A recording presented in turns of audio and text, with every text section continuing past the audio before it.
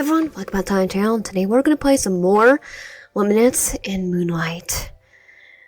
This time we're going to do day 2. If you haven't seen our video already, we have a Yandere vampire and our 2 childhood friends. Let's begin. Okay, I'm going to say yes. Even though I technically did, my dream is still the same. The same man, the same thing, but this time, I see something new. It's a different man. He's tall with white hair. He's with me before the man with gray hair. He seems to be conflicted, speaking a language I don't understand. Tears streaming down his face. He holds me close to his chest, squeezes me tightly, and then he bites down on my neck. Vampire. I think I know who it is. He gives me his arm and forces it into my mouth, holding a hand behind my head for support. I don't know what to do. I can't move. The man with gray hair rushes to my side after I collapse. I want to be turned into. I'll be fine. Get turned into a vampire, right? He calls me a name I don't recognize and I scream out to someone else. I think I'm dying. He starts shaking me violently. Buzz. Buzz. Buzz. It's my alarm. I sit up in my bed and look at the time. 8 a.m. I yawn and begin stretching.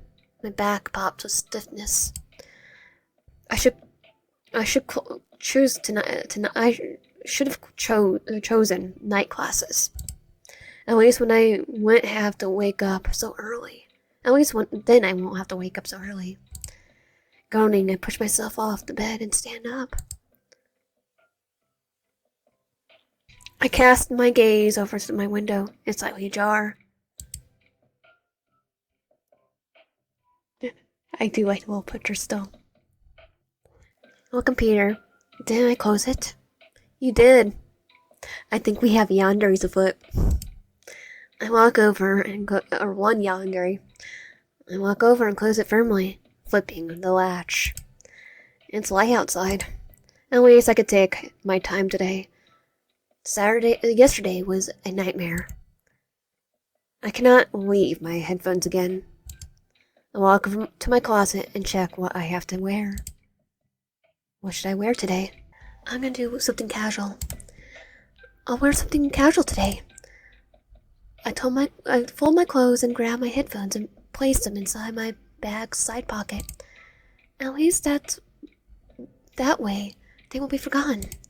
I walk into the bathroom and begin washing my face, take a quick shower, and get dressed for class.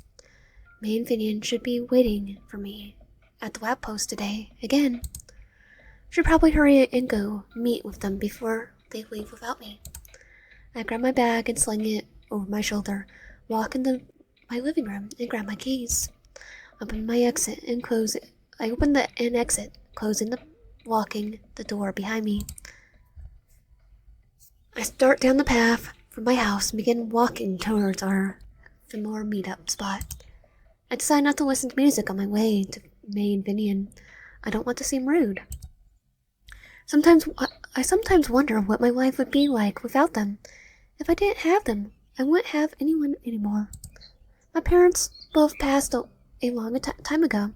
I have no siblings either. Most of my holidays are spent with Layla and her family.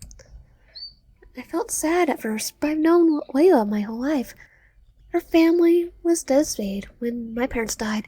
They always treated me like family, but after the incident, it felt like they adopted me. That's kind of sad. But at least they adopted you. Pulling myself away from depressing thoughts, I look back and frown myself. As I approach, May and Finian are conversing at the corner beneath the lamppost. They seem to be laughing about something. I get closer and closer to them. They have yet to notice me. Yeah, that's why why in? May seems a little shocked at my sudden appearance. Van shoots me a warm smile, beaming at me. I could swear he's radiating light. After I arrive, we all begin walking in the direction of our college. Good morning. May, how was your night? May looks at me, looks away, and shakes her head. I don't want to talk about it. She shivers slightly at the mention. Wow, that's odd. She normally was beaming about her dreams. I'll leave it alone for now.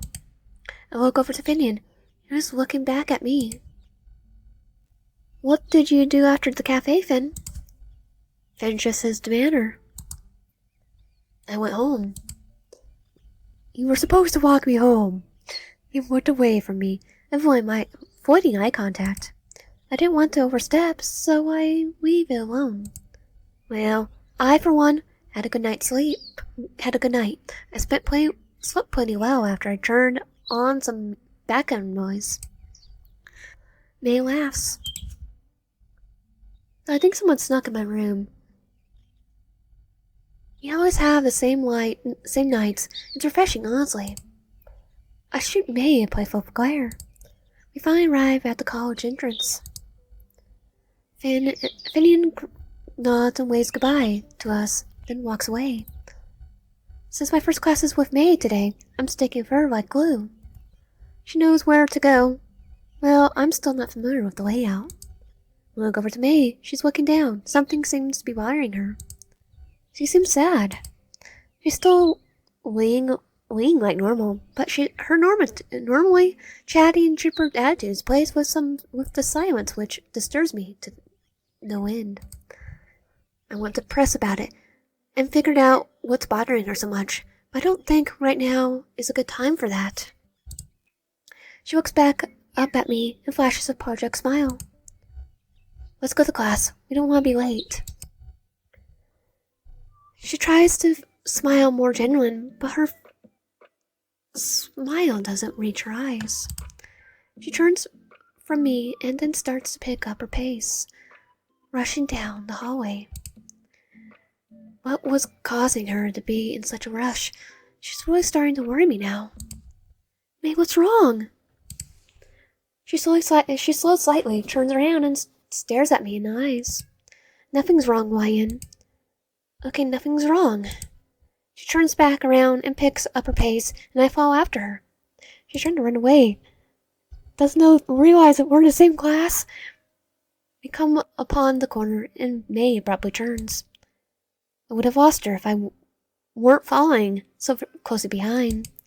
She continues without me, waving me in the corner of the hallway. She stops in front of the classroom door and turns to me, waving me over. Almost as if I were in a trance, I stay put. Something doesn't feel right about this. Nothing's wrong. May's face twisted into one of pure rage as she continues to wave me over. I can't move my legs. I'm frozen in place. Ryan, what's wrong? May says to me, yanking me back to my thoughts. What the heck was that? Were you at the class door? How did you get back here so fast? May looks at me puzzled. She shakes her head slightly at me. I've been with you this whole time. No, she wasn't. Wasn't she? I could have sworn she left me here. No, you left me here and went to the class door. I saw you. May shakes her head at me slightly again. She doesn't seem like she's going to challenge me again. Well, let's get to class for real. May reaches for my hand and I take it. She pulls me into step with her as she leads me to the same door I swear I saw her go to. I could have been seeing things. I didn't see her leaving me for the door.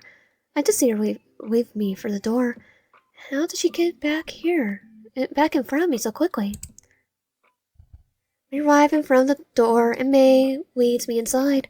I watch as she scans the room for the best seating option available. She decides to sit us in the back right corner. What's with everyone choosing the back? She hangs her laptop carrier on the table side hook, and she sits the seat closest to the aisle and allow me the window seat.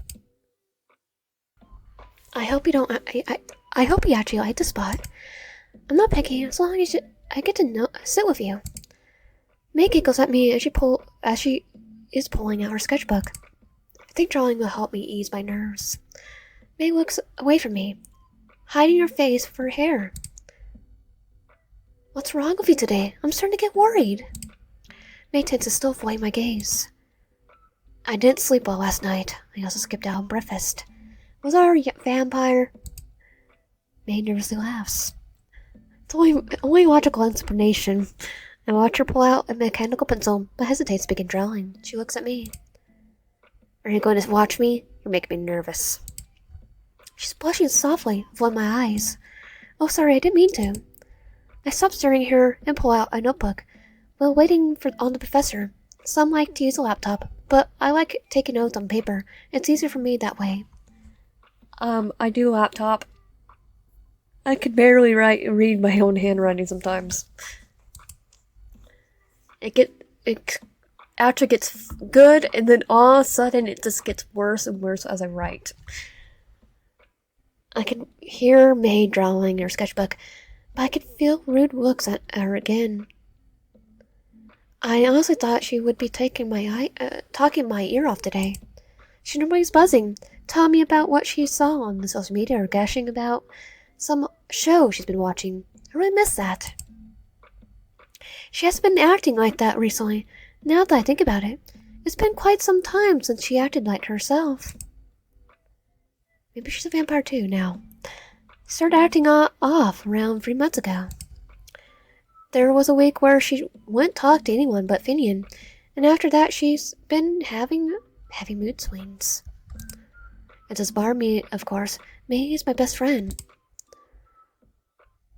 I gained enough courage to look over at May. She's drawing again in her sketchbook.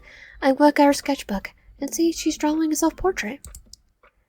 As I was about to speak to her, the professor walked in and began class. Since this was the first time attending this class, the professor didn't give a lecture to the class.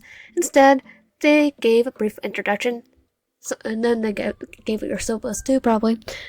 They gave a brief introduction to their class and themselves and began to and left us to ourselves.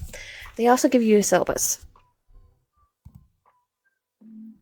Like almost every, I can't remember elementary school, but middle school and high school and college, syllabus.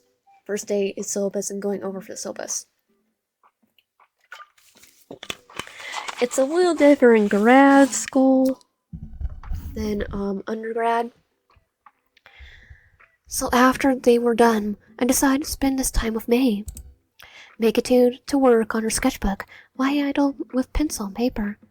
Where we went for the syllabus and we did the first lecture at the same time. Because it was only like a half an hour syllabus.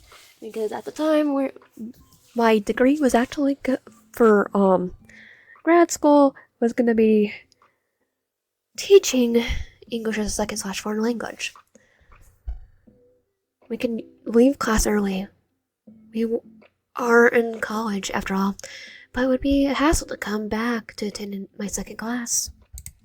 May brings her face up and looks at me. She smiles and cocks her head to the side. Yes. Do you want to sit in here? Or do you want to go to the library? She rolls her eyes around as she considers her options. Are you wanting to go to the library? She looks at me quizzically. Yeah, to search vampires. I notice a vein in you too. I don't really have anything to do here, so also I would prefer the library, but May seems to be enjoying her time sketching. I wish things between us weren't so awkward now. Now let's think about you and what you prefer. May smiles at me softly. We could go to the library. Is it close to your next class? I nod at her and she smiles wider. Alright then. I'll go tell the professor where we're going if you pack our things. Yes, I can do that. May smiles at me and stands up and then turns to walk towards the professor. But before she goes completely, she turns back to me and sticks out her tongue. I giggle at her antics and shake my head at her. She does have pointy teeth. She laughs at me at my teasing annoyance and turns around completely, leaving me to finish packing our things. I pick up May's sketchbook and grab her bag. Looking inside her bag, she has her laptops tucked away in a dedicated pocket, her laptop charger, and an assortment of other neatly tucked in the side pocket. Multiple sketchbooks and leather-bound journals are placed in the middle of her bag. Looking over to the other side of her bag, she has three reusable bottles with dark colored liquid inside. Well, I already got it. She got turned into a vampire. Dark colored liquid. Is it red? And does it smell irony? Iron like. You can only see through the tops of the bottles because the top is clear. Some liquid seems to be caked onto the side of the bottle. That's weird. The bag also smells odd, like nickels, iron. I feel a strange sense of unease with this and look at May, my face betraying my feelings as she smiles at me. I called it. I've been calling it. May has been acting weird recently, and she got pointy teeth. She doesn't confide with me anymore. Okay, don't worry. She's not the only vampire. But she is a love interest. She disappeared for a whole month. She rarely goes anywhere without Finian. What the heck is going on? I look into her blue-gray eyes. Lion, why didn't you pack our things? May startles me, and I catch myself flinching slightly. She seems concerned about me. Hey, May, are you a vampire? Don't worry, I'm not gonna become a vampire slayer or hunter, whatever you call them. Sorry, I was lost in thought. The look of concern she was originally giving me vanishes, replaced by a carefree smile. Alright, let's finish packing then. She reaches for her sketchbook, which I was still gripping. I hand it to her and smile nervously. I jump back as she takes it from me. May, aren't you cold? It wasn't because I was scared of her, it was because she was freezing. I didn't even touch her. She was raining cold there. May looks into my eyes, then quickly looks away and places her sketchbook into her bag without difficulty. No, I'm not cold. Are you sure? Can I see how fast your heart's beating? She answers without looking at me, her voice firm and low. Yep, vampire. I reach out impulsively and grab her hands on my own. She freezes to the touch. I whip her head back to meet my gaze. A dark blush plastered across her cheeks. I'm just gonna go lift her gums. Vampire! Lion, what are you doing? Check it out, vampire. She stares up into my eyes. May is trying as hard as she can to keep eye contact with me, but she wants to look away. She's about to cry. I begin rubbing her hands in my own, trying desperately to warm them, but to no avail. She remains just as cold as when I grabbed her. Lion, really? I'm not cold, I promise. Yeah, how about it? She doesn't take her hands back from mine, allowing me to hold them. When I notice her trembling, I let go of her and grab my bag off the hook of the table. I look at her and she avoids my gaze. I don't want to shake her up anymore than I already have. I should have grabbed her. Alright, as long as you say you're fine, then I'll believe you. I shoot her the most genuine smile I can muster and begin to walk towards the door. I turn to look back to see if she's following me. She isn't. She's still standing in place, staring at me, an unreadable expression in her face. Her face is still flushed a deep crimson. I gesture for her to follow after me, and she does, dumbfoundedly. She sticks close to behind me as we exit the classroom and begin walking towards the library. Step by step, we go closer to the library, and May doesn't speak a word to me. I still glance at her. May is absently looking towards the floor, gripping her tote bag close to her chest. I wonder for a moment what she's thinking about. We reach the library, and I hold the door for May to enter before me. She scurries into the library, waiting for me to enter, then begins to follow after me once again after I enter. She's letting me lead today? If she's going to let me be the guide, then I'll try to choose the best spot for her. I glance around the room, scanning every area, when my eyes come across a table in the back, its quiet and relaxing location. May can calm down here. Making sure May follows me, I look over my shoulder. When I confirm she's following, I put my bag on the table and walk over to the bookshelf, scanning the available books. I look back to the table, and May sits down and is staring at me intently. I walk back over to her and sit down in the seat next to her, with a vampire book on her hand. May, are you alright? She looks at me and then quickly at her bag. Yeah, I'm alright. Did you want to read any of those? I look back to the bookshelf, then back towards May. I'm not sure yet. I think I'll go back and check. I get up and begin walking back over to the bookshelf. I glance over my shoulder at May, who's still staring at me.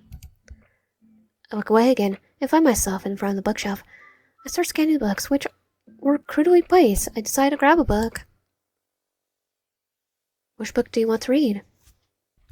A thick historic romance novel.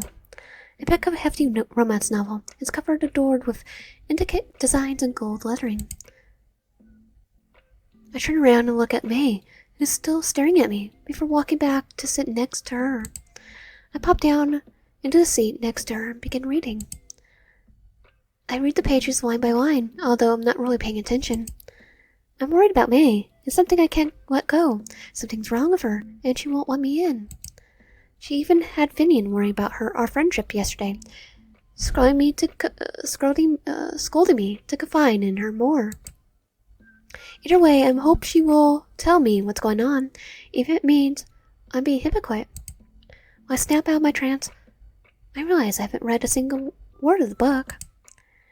I bring my head back up and look over at May. She isn't looking at me anymore and is instead drawing on her sketchbook.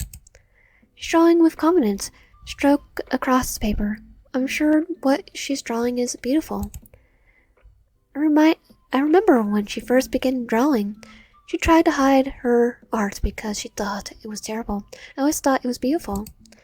I turned back to my book and began reading again when I hear a soft dinging of the class bells. I look back at May, who's already standing with her tote bag hung over her shoulder. I simply stand up and grab mine as well, slinging over my shoulder.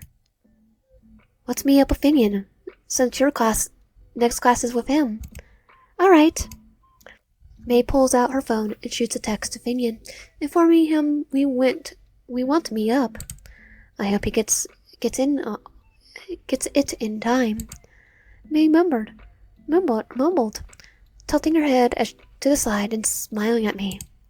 Without another word, May turns to the door, glancing behind her to see if I'm following, and I fall into step after her. That was weird. I never passed out like that. Pushing the thought to the back of my mind, I get up and grab my things, walking towards the door. After exiting the hall, I send Finian a message and wait for him next to the pillar. I don't wait long before I see Finian coming across the opposite hall from me. Where's May? I push and look away for a moment before looking back at him. She ran off after the bell rang. Finn looked at me, concern evident in his face. She's been acting weird all morning. Finn's face flashes with a deeper concern for a moment, but then goes back to his usual charming smile. Weird how? She's a vampire, Finn, have you noticed? Finian questioned as he began walking towards the hallway and motioned for me to walk with him. I began following him, and he stares at me, waiting for an explanation. Upon glancing at him, I noticed his tight jaw. It seems like someone was barring her.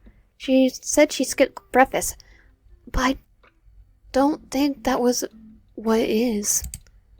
Fan's face relaxes. He begins paying attention to the hallway in front of him. Is that it? Maybe she's just hungry. Yeah, for blood. I glance over to Finn, and I can't quite place his expression. Maybe just imagining things. I glance back ahead of me, and I note that we're about to walk into class. I really need to pay attention to where I'm going and stop blindly following everything my friends do. Finn walked into class and took the same seat as yesterday, and I followed him, sitting beside him.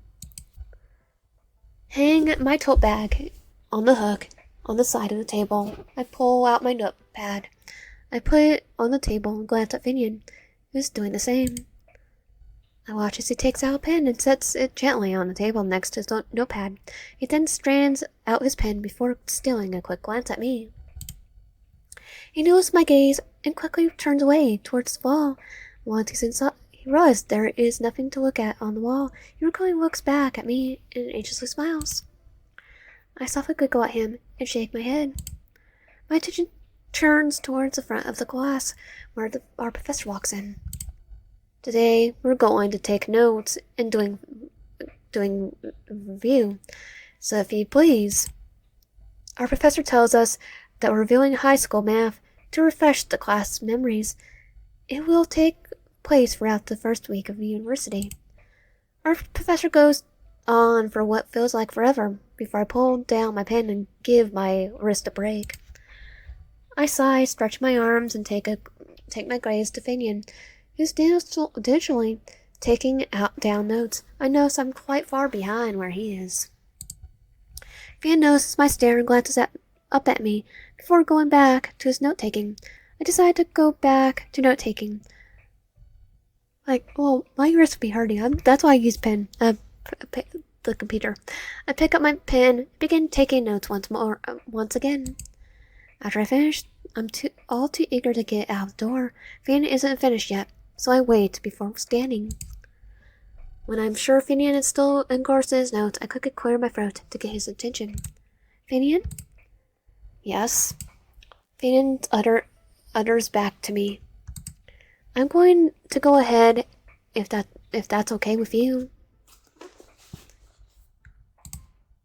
Finian looks at me puzzled. Do you want to go to the cafeteria with me today? Finian replies in a hushed tone. No, I don't. I think I'll go somewhere else today. I don't want to work today. I don't have to work today. So I'm going to grab something to eat outside the cafeteria today and then go home. Or I could hang out with someone. I'm not sure yet, but I can decide on the way home. I have time to decide.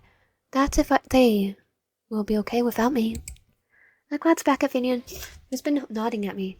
A silent way of telling me that they will be fine. I push off the table and stand up, grab my tote bag, and toss it over my shoulder. After packing my notepad, I still never glance at Finian before leaving. He's paying me no mind, opting to finish his notes. Once I'm satisfied, he doesn't need me. I turn on my heel and stroll towards the class door. I hold the flat, cold handle in my hand and turn to look at Finian. One last time before leaving. Finian is watching me naive. I raise my hand that is not on the doorknob and wave at him, and he waves back, satisfied. I open the door and exit into the hallway. Entering the hall, I glance around, noticing that the other students are also leaving at the same time. I decide to focus on the hallway instead ahead of me, and careful not to bump into anyone. Walking towards the door, I ponder on where to go to eat. I could go to the cafe I work at, but since I normally eat there, I decide not to. I continue walking towards the front door to exit. Classmates have arrived at the door, beginning their walk home to their cars. I think I'll go home and cook something. I think to myself and continue walking towards the door. When I get to the door, I grab the cold handle and turn the knob, allowing me to step outside. Harsh wind gushes past my ears, sending shivers up my spine. As I continue walking towards the sidewalk, I notice that some of the other students have sat on benches, hanging out in the courtyard. Walking past them, I can hear distant chatter through the wind, gusting past my ears. When I completely left the courtyard, I make my way towards the sidewalk. I don't really have anything to do when I get home. Might as well hang out with someone. Maybe we could go somewhere together. It's better than hanging out alone, honestly. Who should I hang out with? I'm gonna go with Takeda. I think I'll hang out with Takeda today. I think I'll hang out with Takeda. I pull my phone out and begin to chat with Takeda. Is this YN? Yeah. I giggle as I read where he had texted me previously. That sly man really needed to confirm my phone number. How absurd. I began thinking about how to ask him to hang out with me. Where exactly do I want to hang out with him? Are you free today? I hesitated, send him a text, staring blankly at the screen. My eyes widened, wandered the screen from the clock to this time. I sent the text and finally back to the typing bar. The typing bar mocks me as I wonder how to word what I'm about to say. How do you ask someone you just met to hang out with it coming across as a date, without it coming across as a date? Make it as a date. Texting twice is awkward enough, but asking him to hang out as so soon makes it even worse. What am I thinking? Would he actually say yes? Let alone be polite when declining? My heart starts pounding in my chest. What am I doing? What am I doing? What if my eyes start back towards my phone as the screen comes back to life, displaying a new message from Takeda? What do you want to do? I'm free all day if you want to go somewhere or hang out. My heart begins to slow down, steady as a rhythmic pace. Okay, he's okay with hanging out. What do you want to do? What do you want to do? Watch horror movies at home. Let's watch horror movies at home. Want to watch some horror movies at my place? Huh? I could bring some movies and we can do a marathon if you want to. That sounds like a plan. I got some movies at home, too. So we hang out for a while if you want. If you have to, you'll have to kick me out. Because he's gonna stay. I'll be right over. What? I meant I'll stay as long as you want me to. Okay. Oh, okay. How do you know where I live? Oh yeah, here's my address. I send him my address, not thinking twice about it. I feel much more at ease wanting to hang out with him now that we text. I feel so relieved. It's not like we're inviting a Yandere to our house. With a sigh, I continue my walk home, a Yandere vampire. I hope today is enjoyable, as it can possibly be. After arriving home, I try to pace myself as I rush to the bathroom to freshen up. I slip and hit my head against the doorframe. Rubbing my head, I take a step into my bathroom and turn on the sink. I don't want to smell on my first date with Takeda. Oh, now it's a date? Wait, was this a date? It very well could have been. I did completely intend for this to come off as a date. Oh, we did. Totally. I wouldn't mind if it did. I guess it depends on how Takeda sees it. Gosh, I got to get back on track. I'm running out of time. It would be nice. It would be just my luck to smell bad, so I believe a shower would be beneficial, especially since this is my first outing with Takeda. I want to treat him, but I also want to get to know him better, especially since he saved my life. If he wasn't there that night, probably shouldn't think like that. I walked to my closet and grabbed appropriate clothes before heading to the bathroom to shower. I want to ensure that I look nice. After a thorough wash, I carefully put on my clothes. I want to make sure everything is all right. My tendency to wear shirts backwards would be social suicide. I'll be fine. Going into my living room, I still peek out my window, patiently waiting for Takada's arrival. I try not to allow my gaze to linger too long. Oh, here's our TV. It'll be embarrassing if he knows me watching my front yard for him. I look back over my door and listen closely. I hear an engine whirling outside. The whirling comes to a gentle halt, followed by a closing of the door. Walking over to my door, I gaze out the window. On it, there's set apart a shiny black pickup truck. I nearly fell over with how clean it appeared. Oh, he has a truck too. It was slightly older, appearing to be from the 1970s. But it looked brand new. It's so shiny that I expected it to smell like a new car. It can.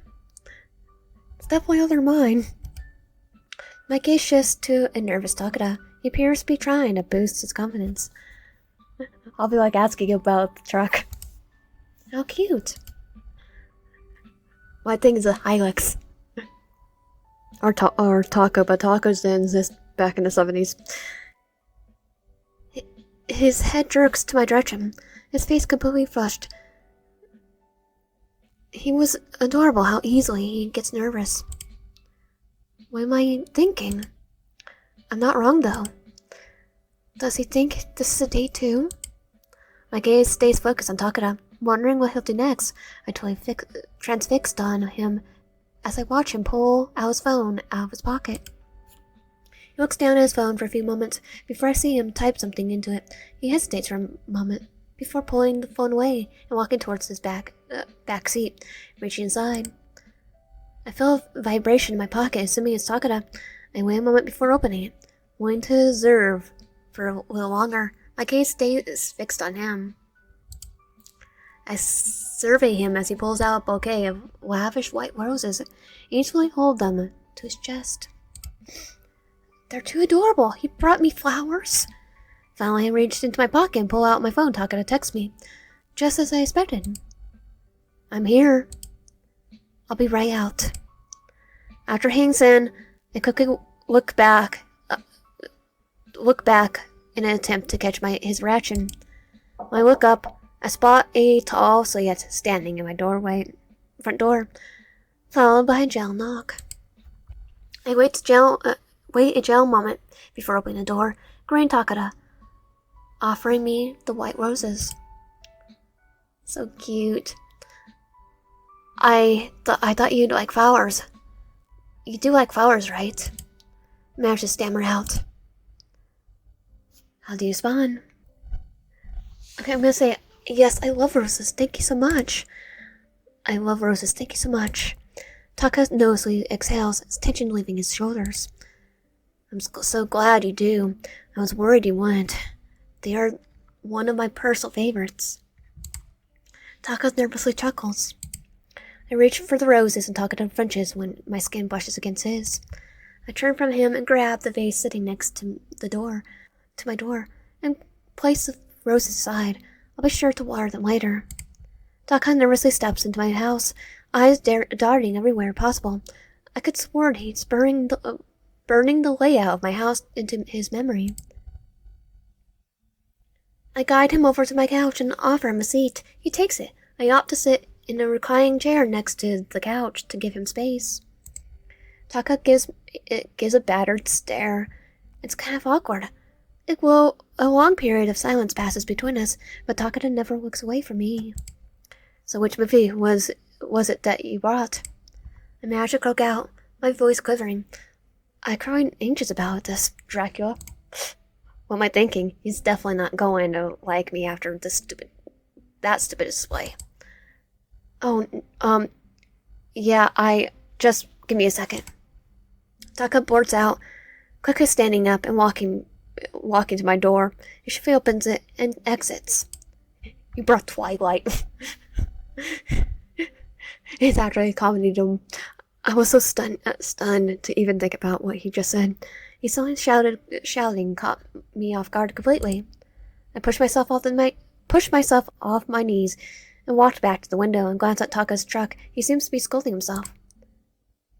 When he stops muttering to himself, he opens the trunk door and reaches in, pulling out a bag, a plastic bag, Corey, same one from the cafe I worked at.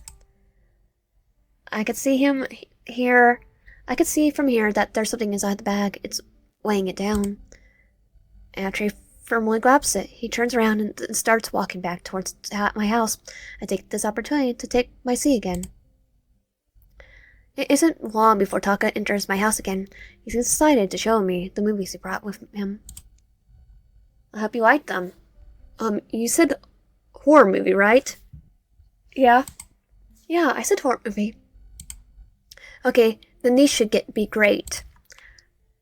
Taka blurts out. He's handing me a bag. I grab it from his hand, my fingers brushing against his. Looking into the bag, I could tell immediately that they're not horror movies. They are tragic romance movies. Well, could be horror. The covers have what I assume is a couple of them. They seem to be racing and crying, while the other characters behind them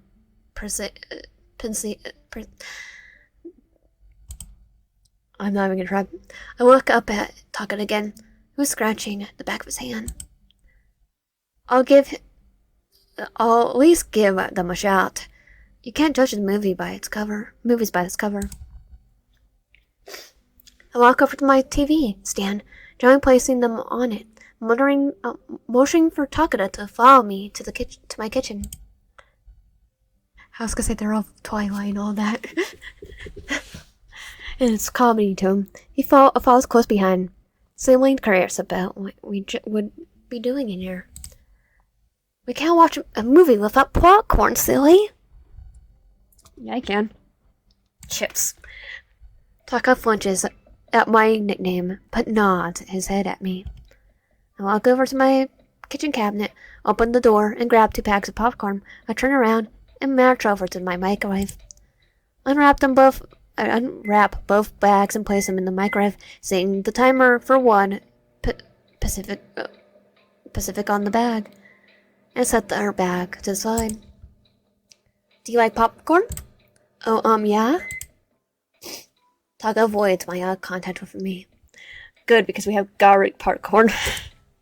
You don't know? No, I do. I like popcorn. Satisfied, I check the timer in the microwave and stop it when the timer reaches 1 second. I don't like the beeps it makes, and I can't figure out how to turn it off. The beeps are there for a reason. So I know when when the food's done. I'll pull the bag out and shake it before putting the other bag into the microwave and setting the timer. After setting the timer for the second bag, I go back to my cabinet, pull out a bowl. I rip open my popcorn bag and pour half of it into a bowl. By the time I finish pouring the bag into the bowl, I hear unmistakable beeping from my microwave. Do you want a bowl too? Taka takes a moment to respond. No, I'm fine without one. And with that, I go over to the microwave and pull out the bag, steaming coming from the top. I shake his up too, before handing it over to him. It's garlic flavor. He beams at me in appreciation before turning to the living room and leading me back to the sitting area. We walked to the seats where we arrived, and I put the bowl on the coffee table before getting back up. I had forgotten to pull the movie into the player. I pick up the bag and take out the first movie in a saga he brought with him. Inserting the DVD into the player, I grab the remote and return to my seat. The TV includes advertisements for other films that were released at the same time as this movie. It's indicated that this is an older release.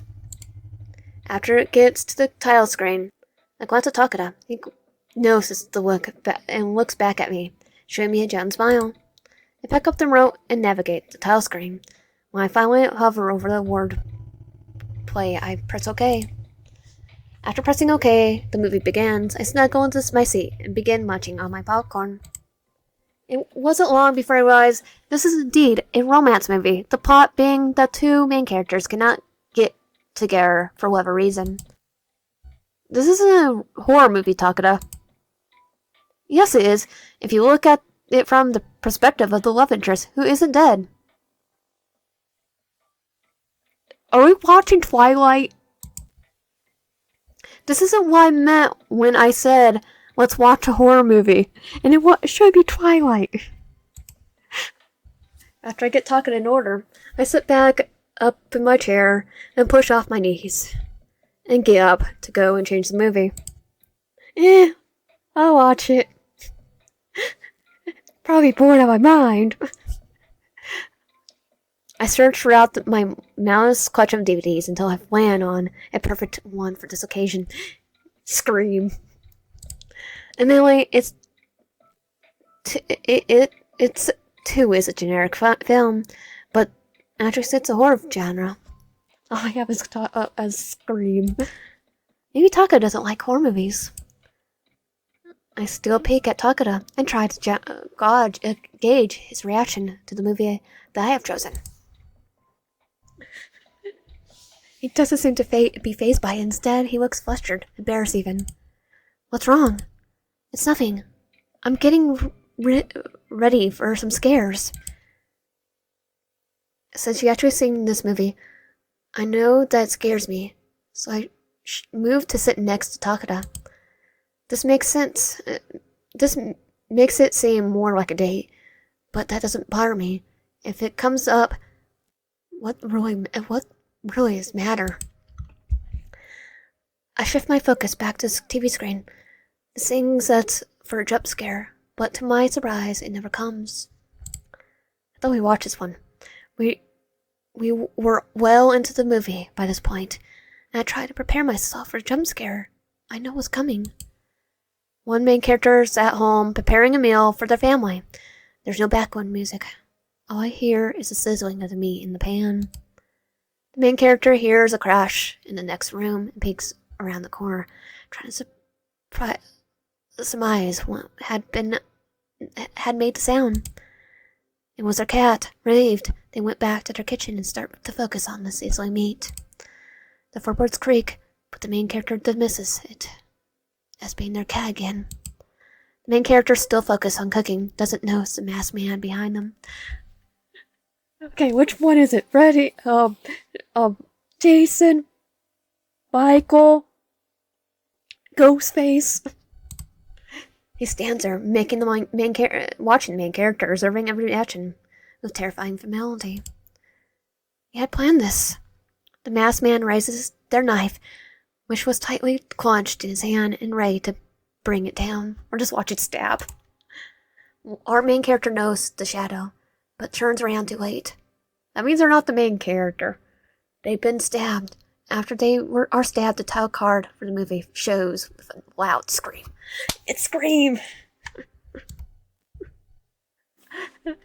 And I wouldn't be jumping out. I was like, yes, I love Scream. I jump instinctively, grabbing Taka's arm. I peek over to Takada to see if he knows me. He had. I look away quickly and feel my cheeks burning hot. No matter how many times I watch this movie, it scares always get me. How embarrassing. Never gets me because, literally, I love Scream. I take a close look at Takada's face, and undeniably, that his eyes are lustruck. He hasn't tensed, and his face is completely flushed. Sorry, I didn't mean to. No, don't worry about it. I try to pull my gaze away from his arm, but he softly touches my hand, trying to tell me it's okay, but I stand up. I'm going to go throw my popcorn away. Do you want me to throw yours away too? Yeah. He hands me his bag, which is still completely untouched. Don't like it? It's garlic flavor, probably. No, I did. It smells nice. It reminds me of, yeah, I like it. I giggle as a response. You're supposed to eat it, not smell it. You are, oh yeah, I forgot. Ignoring his comment, I get up and pause the movie and go to throw the popcorn away. After I come back from throwing away our popcorn, I sit back down next to Takeda. Taka leans into my face, and I brush hard and try to look away, but he stops me.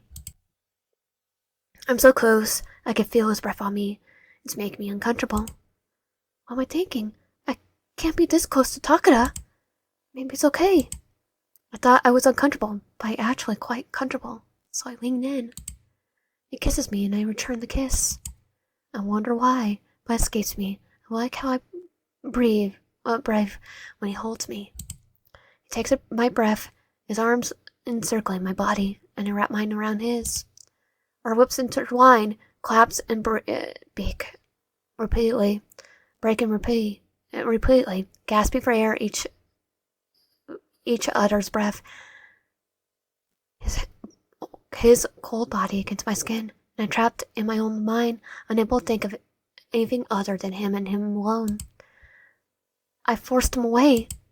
I need to think about this. I need to escape. I need space. I look at him, his red eyes piercing mine. Are you okay, Wyan?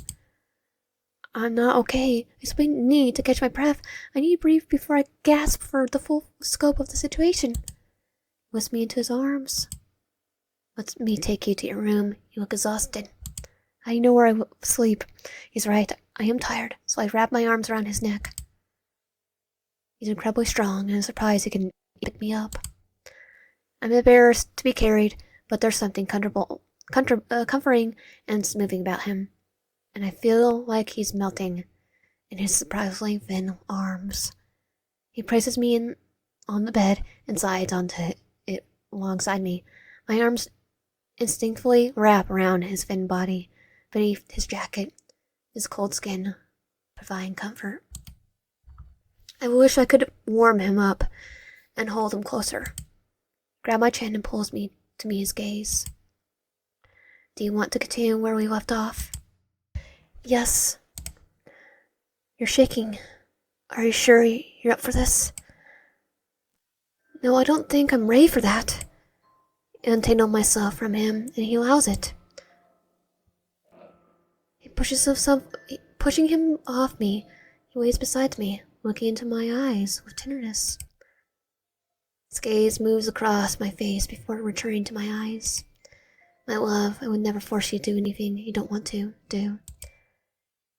He hums to me before kissing my temple and stroking my hair. He just smooths me, and I trust him. I love you, Wyan. He holds me gently, as if he could break me. I look up at him and kiss his cheek, leaving him to a blushy mess. He continues to stroke my hair, brushing it behind my ear. Rest, little one, little Rose. I'm here to protect you. As I lay in Takeda's arms, my eyes shut. I can't but relax from his gentle embrace. His fingers brushing through my hair softly and gently smoothing my racing mind. I do nothing but relax further into him, surrendering myself to sleep. Sleep well, my darling. Yes? Actually, now we're gonna go with Finian. Going to hang out with Finian. I think I'll hang out with Finian today. I think I'll text Finian. I pull my phone from my pocket and open our chat. Can I come over? Yeah, I need to pick up some things up on my way home, though. Alright, I'll meet you there. As silently, I slip my phone back into my pockets and start speedwalking towards his house. Finn's house isn't far from school entrance, which is why we usually meet up to walk together. Continuing on my walk, I nose Finn's driveway coming into view. Quickly my pace, I almost trip over myself. When I finally arrive, I can't but marvel at his house. No matter how often I visit, I'll never get used to how massive it is. I approach the door and knock. After a moment, Jasper, Finian's brother, opens it. Man, I wish Elise answered instead. Aye, what's up? Oi, what's up? Is Finian home yet? Nah. He's not home yet. Come on in. Jasper steps inside, and I enter and sit down and downstairs couch. Jasper, who else is home? Me and Ellie. When Finn gets home, him too. Jasper leaves and goes upstairs. I settle into the couch and watch the fireplace video playing on the TV. Warren soon appears and offers me tea, which I accept while waiting for Finian. Later, Warren waits by the entrance as the front door opens. When Finn enters, she takes his bags and disappears into the vast home. Finn's head towards the stairs when he notices me. Hey, Wyan, you know you could have gone up to my room. I wanted to go with you, though. Finn's gaze quickens, quickly darts away, a quick blush spreading across his face. He composes himself before turning back. All right, follow me then. I push myself off the sofa and follow him upstairs to his room. Once inside, I dramatically fall onto his bed and let out a long, deep sigh as tension leaves my back. Your bed's so much more comfortable than mine. I turn dramatically to look at Finian, who sits down on the chair beside his bed. When I first visited, I thought having a chair next to the bed was unnecessary, but Finian likes it, so I guess it's fine. Finian chuckles at my antics before speaking. What do you want to do? What do you want to do? What do you want to do? Watch a movie. To watch a movie with your siblings? Finian and his siblings are triplets, so he occasionally brings them along to hang out with us in groups, and they fit right in. What do you want to watch? The Rise of the Witch Vampire Zombies. What? Is that even a real movie? Nope. Not that I know of. Finian manages to choke out. I can't help but laugh at his reaction. Finian tenses up. He doesn't like horror movies, but his reactions to scares are so cute. Yeah, I've been wanting to watch it with May, but she keeps putting off. Finian stands and motions for me to follow after him. He leads me into the hallway and down to Eloise's room. He gently knocks on the door before hearing a small, just a minute, from their side. After waiting for a moment, Eloise emerges from their side of the door. What? Oh, she's awesome. She looks cute. Ellie asked, taking in the sight before her acknowledging me with a nod. Do you want to watch a movie with us? Eloise takes a moment to think about it before nodding her head to us. She goes back into her room and grabs her charger before entering the hallway with us. We make our way to a door over. Finian gives Yandere a knock. Almost immediately, the door flings open. Clouds of smoke pile outside the door. As soon as the door opens, the smell filling the hallway, and frantically swat in front of my face. Fans air in front of his face, shooting Jasper a sharp glare. Jasper gives a shy look back and glances in my direction, smirking at me. I thought he was younger. Do you want to watch a movie with us? Jasper quickly nods in his head and steps out the hallway, following behind us as we go out downstairs. Once we get to the couch, Warren brings a bowl of snacks out and places it on the coffee table. Finian sits down and searches Smart TV for our movie as Eloise takes her phone, charger up. I take my seat next to Finian and wait for him to purchase a movie for us to watch. It comes out of his money. After everyone settles down, Finian begins to play the movie. I can barely focus on the movie. This is my first time being at Finian's house without May or Layla with me. I tried to come alone before, but Finian normally doesn't let me come over. He normally is busy with something else, or out with others. I finally gaze back over to the movie. As suspected, there's a lot of zombies trying to fight with vampires, and witches are just watching with popcorn. Cheap jump scare after cheap jump scare. Finian reacts to each one with a small jump. I can't believe they actually have a fan base. Yeah, actually I can. This movie's right up May's alley. We root for the vampires, right? Pulling me away from my thoughts. I feel Finian's hand inching closer and closer to mine. He tries to hold my hands. I feel my face grow warmer and warmer with each passing second. My face is flushed a deep crimson. Finn finally places his hand on mine, and I accept it. Interlacing our fingers, I give his hand a soft squeeze. Finn looks at me and I looked at him before quickly looking away. A deep blush still on my cheeks. Following a couple, huh? Jasper tenses and I teases and I tense up. Finn notices and tries to pull his hand away, but I try to keep holding it. My attempt to hold it, however, is futile, as his hand slipped away from mine, leaving a growing chill in my heart. If I hadn't tensed up, he wouldn't have let go. Why do I still let Jasper get to me like that? Jasper, you're such a butt. Think about what you say before you say it. Just because you like YN, doesn't mean you get the right to. I didn't hear anything Emily said because I got up and quickly left to go outside. The atmosphere was suffocating me. I sat on the porch and watched the birds land and fly away. The sound of chirping helps me gather myself.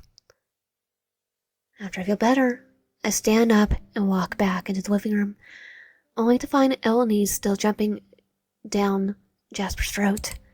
I can't but snort, but laugh at her antics. Sometimes she reminds me of Aura. Are you okay, Wyan? Finn breathed, a look of concern in his face. Breathed. Look of concern in his face. Yeah, just a bit hungry. I glanced over to Elenice and Jasper, who finally stopped fighting and were thinking about what to eat. How about fish tacos? No more fish tacos. He wants fish tacos, though. No more. Jasper lets out a hearty laugh. Alright, fine. How about personal pizzas? Everyone agrees, and we go to the kitchen and ask Warren if she can bake them for us, and she agrees. After we finish assembling our pizzas, Warren takes them and puts them in the oven and sends us back to our movie. I told you should have stayed with the group. The two characters were standing next to the lake. Relax. It's just the wind, definitely not a psycho with a knife. I thought we were watching a vampire zombie movie where they're fighting. Cass glares at Isabel and then turns around, pouting. You're not funny. Are you some witches? Come on, you've seen a billion of horror movies. Never get the two girls alone together. Why would a vampire need a knife, though? Or a zombie? It's no go for the brains. Vampires go for the neck. Isabel grins and sways to the side. They always go after the kissing couple first. No, they go after the people. Oh, technically, or the ones that are already doing the doubles tango. Suddenly, they hear a cracking branch behind them.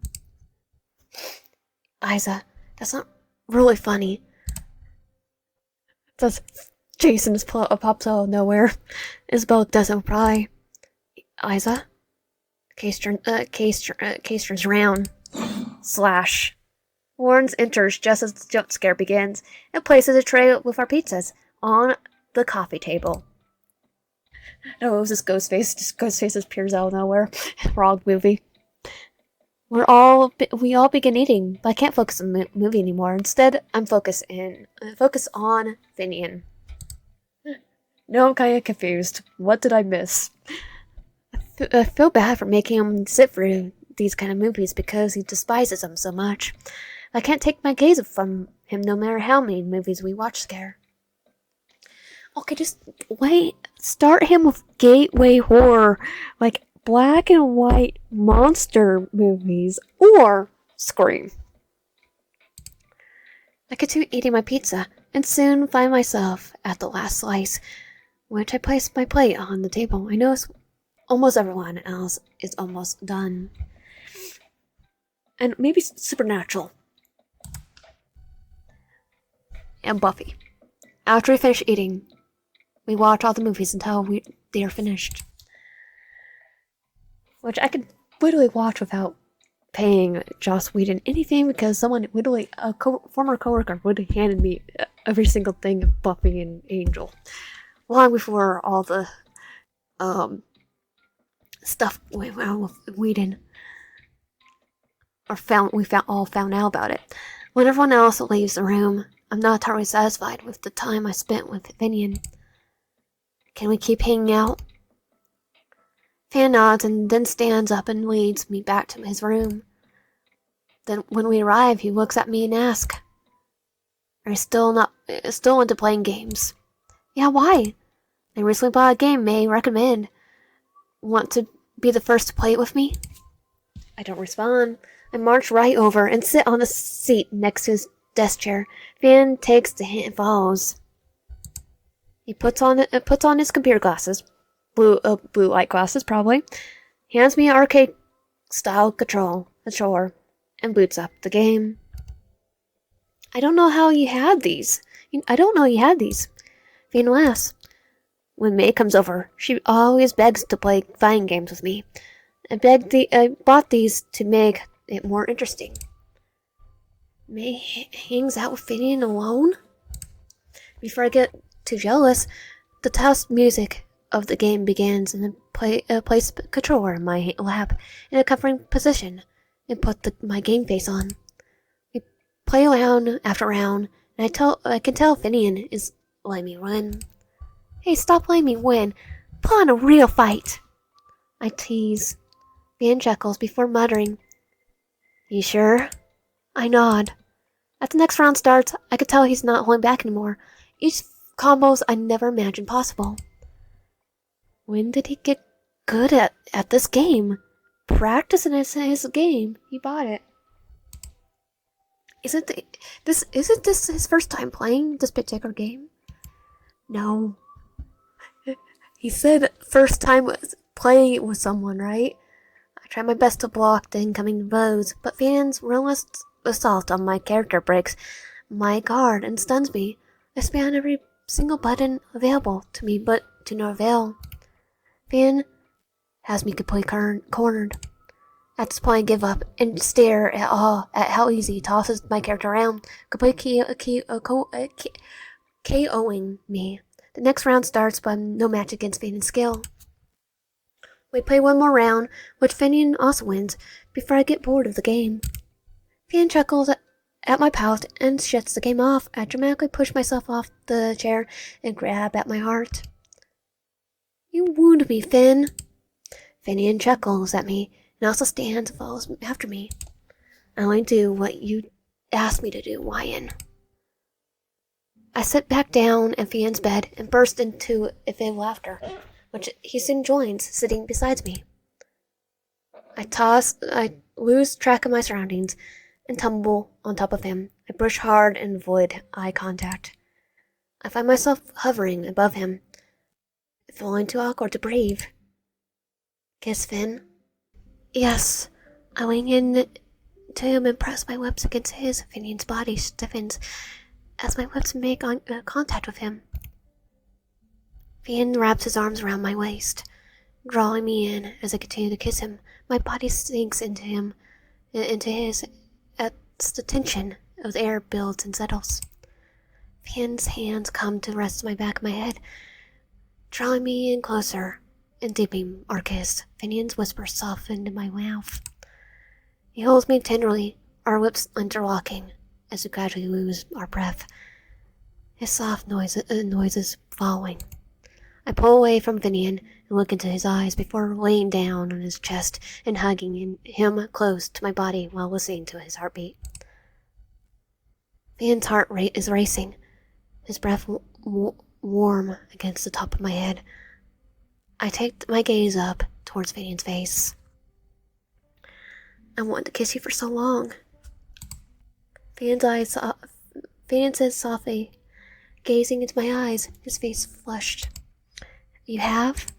Fan smiles at me and chuckles softly. Yeah, I've been waiting to confess to you for a while. I never found a perfect time. Found a perfect time. Fan sighs and blushes. His blush makes him look incredibly kissable. I didn't think you'd like me back. I break eye contact with him and cup his cheek. He cups my cheek and moving my head to meet his gaze. I don't just like you, Ryan. I've been in love with you for a long time. Sometimes it's scheduling. I want you to be happy. I don't think you'd be happy with me. I reach up and touch Finian's cheek, feeling his warm breath in my hand. The blush on his face made his cheeks burn when touched. I thought maybe I'll be worthy of you if I made something of myself, if I were dependable, and not suffocating you and our friends anymore. That's why you made so many friends. He's still alive and he's here with me. He chose me. Even after he had ventured so far away, Fan accepted me and my feelings with no problem. I want to be with you, to share my life with you. Fan gasped, his face full of shock. Really? I want to be with you too. His blushes and breaks eye contact with me. His life is finally getting better, and he wants to share it with me. I stroke his hair and he relaxes to my touch. Tears well up as his eyes flutter shut. I never expected to be here, at least not now. Fan buries his head into my crook of my neck and exhales as his tears fall down my collar. I can't believe he actually want me. Fan's eyes tremble against mine, and I pet his head. His hair soft and smooth against my skin. I let Finian cry into my neck for a while before climbing him to sleep, which I quickly follow. My eyes flutter shut. I see light through my eyelids as the sun begins to rise in the window above me, but I fall too tired from last night to wake up. I turn to my side, facing where Finian is, when I notice I could play damp. My whole shirt was damp. Maybe I was sweating. Well, I mean, we're the other route to have day 3. I don't like this. With my eyes still closed, I film around in front of myself, only to be met with completely drenched sheets. Had Finn or I wet the bed? Surely we hadn't. But even if we had, I was confident Finian wouldn't judge me. I gradually opened my eyes, trying to adjust to the light. The bright, blinding windows blew cold morning air into the room. I took a deep breath before opening my eyes and letting them adjust completely. That's when I noticed the smell. Iron. Uh-oh. No, yeah, board mission. I start open, desperate, searching the room for a source of the scent. It wasn't long before I discovered it. Because lying in front of me were sheets stained with deep crimson. Finian? Blood. Oh my god, oh my god, oh my god! I couldn't make out the bump in the sheets, someone underneath them. My mind immediately went to Finian.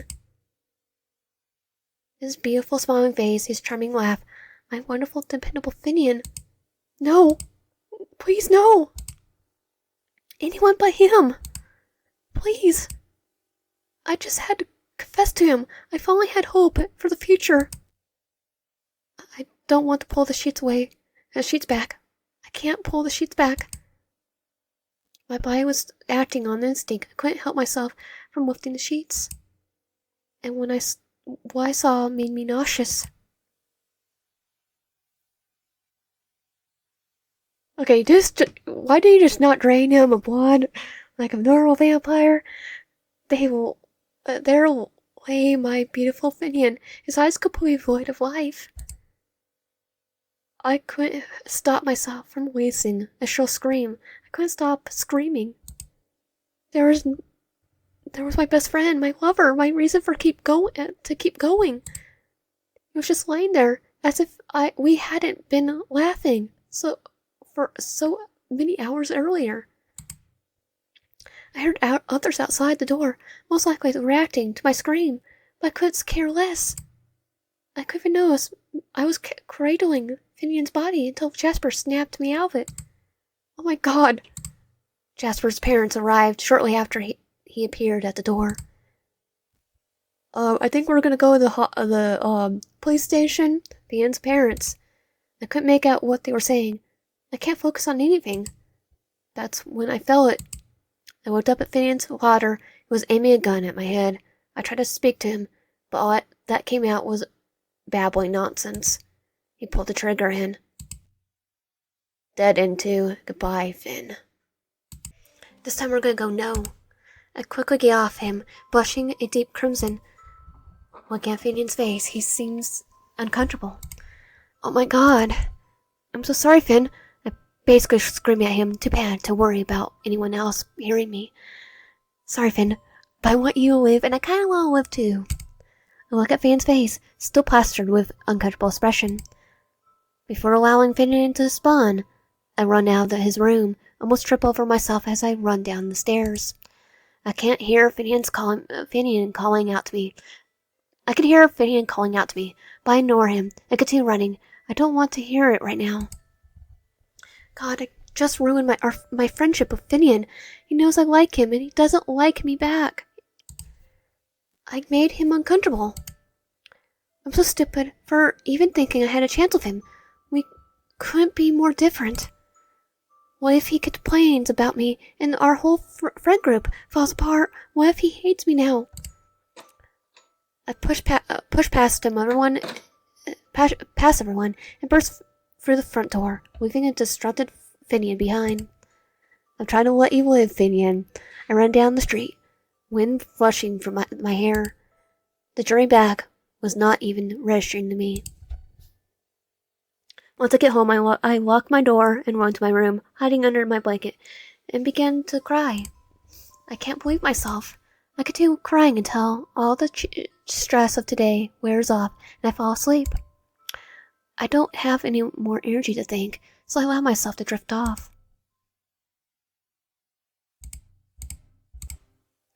Oh, you're starting to notice. How cute. You won't keep me away, my love. Flick of his finger, Takeda unclips the latch of your window and enters into your room quietly. Taka creeps over and towards your bed and kneels beside it. He rests his arm on the sheets, causing it to sink slightly. You do not wake. My sweet. Mine, oh mine. My love. Taka hovers over you, staring at your sleeping face. He examines every inch and lingers when he reaches your lips. He reaches a hand up to your face, caressing your lip with his thumb. The cold causing your face to scrunch up. It scared you so badly. I'm getting sloppy. You don't understand what it's like to be so alone. To live this long without you besides me. I missed you all the time. Are you like the reincarnation of his love? I missed you all. Why don't you think about me? Why don't you love me anymore? Taka continues to ramble to himself, but his eyes never leave your face, not even for a moment. I went to every class alone. I didn't even get to see you in the hallways. One glance would have made me happy. You'd even think about me one time. Why didn't you text me? I'm so lonely without you. Taka brushes a strand of your hair away from your face. His hands is cold against your skin, but you don't wake. He stares at you with lovely eyes. Taka watches you sleep all night until he looks at the clock on your nightstand and sighs as he realizes the time. Maybe. Oh, my sweet. You'll wake soon. Taka returns to your window. When he arrives and looks back at you, where you are, he stares at you and tries to imprint the image of your sleeping face on his mind before vanishing into the light. We knew he was stalking us, but he was the reason. Sweet dreams. I hope I gave you one like you did, like this. I hope I gave one you like this time. Now we're gonna go with May. I think I'll hang out with May today. I pull my phone from my pocket and open our chat to text her. Do you want to come over today? Yeah, do you want Finian to come too? No, just us today. Okay, I'll come right over. As I continue on my walk home, I can't help but feel excited about May coming to visit. We haven't had an us day in a while. In high school, we had a lot of classes with just us in them, so I got rather close with her. I can almost predict the smile on her face when she asks to play visual novels after she comes over, but not sure I'll go for it right now. I'm quite hungry. We could eat first. Does not garlic. After I arrive home, unlock the door and enter into my house, setting my keys down in my entrance table. I decide to turn on TV and let whatever pops up just play while I wait for May's arrival. I go to sit, but May's already knocking on my door. Instead of sitting, I walk towards the door and open it, revealing May in my doorway. She smiles at me and waves happily. I step into the side and make room for her to enter. When she does, her attention is immediately caught by the television. I took a look at the television and noticed what I turned on. It was a documentary about different kidnappings in our area and the missing person cases. Who broadcast documentaries about events that occurred in your area? It's probably the news. I quickly look at May, and it barely is obvious that she's uncomfortable, so I quickly shut off the TV off. They're all vampires, aren't they? Or kind of victims that you won't feel fine. You like that stuff? May spoke softly, her voice barely above a whisper. Oh no, it was just a channel I had it on last. May's face washes over with relief. Did you have anything planned? Well, it's not that I planned anything, but she doesn't have to know that. What do you want to do?